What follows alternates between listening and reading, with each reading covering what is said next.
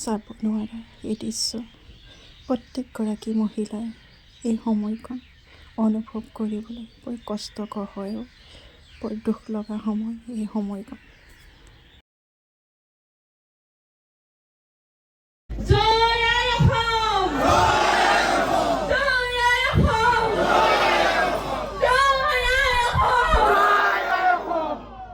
মানুহজন কায়িকভাৱে যদিও আঁতৰি গৈছে, গীতেৰে সুৰেৰে আমাৰ মাজত সদায় জীয়াই থাকিব। অসমীয়া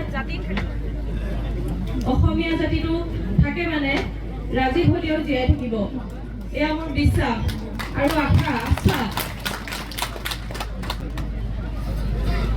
12 তাৰিখৰ পৰা 12 জানুৱাৰী দিনাখনৰ পৰা আজি এই পৰ্যন্ত এই সময়লৈকে আমাক বিভিন্ন ধৰণেৰে বিভিন্নজনে সহায় সহযোগিতা আগবঢ়াই আহিছে।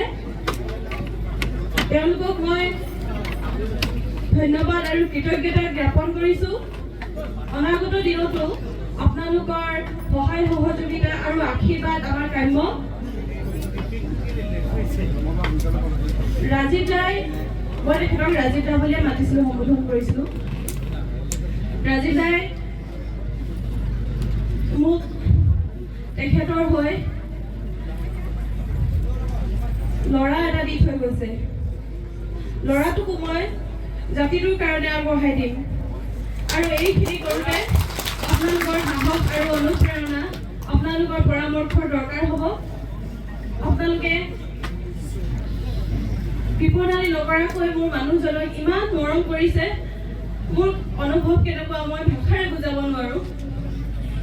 আৰু আজি ইয়াত উপস্থিত থকা জনগণলৈ মই এই মঞ্চৰ পৰাই সেৱা জনাইছোঁ।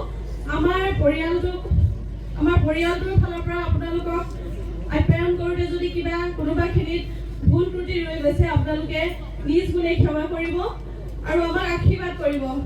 আমাৰ এই বিপদৰ সময়ত আপোনালোকৰ উপস্থিতিয়ে আমাক যে কিমান সাহসী কৰি তুলিছে আমি ভাষাৰে বুজাব নোৱাৰোঁ। মই বাৰে বাৰে কৈছোঁ এই কাৰণটো। আৰু আমাৰ পৰিয়ালটোক আপোনালোকে আশীৰ্বাদ কৰিব, ল'ৰাটোকো আশীৰ্বাদ কৰিব।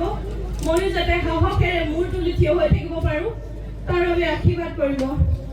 আৰু আমি যদি সম্ভৱ সমস্তৰে কওঁচোন ৰাজীৱ দাৰ এটা ভাল লগা শব্দ, যিটো তেখেতৰ হয়তো আটাইতকৈ ভাল লগা এটা বাক্য, সকলোৱে সমস্তৰে ক'ব দেই, জয় আই অসম।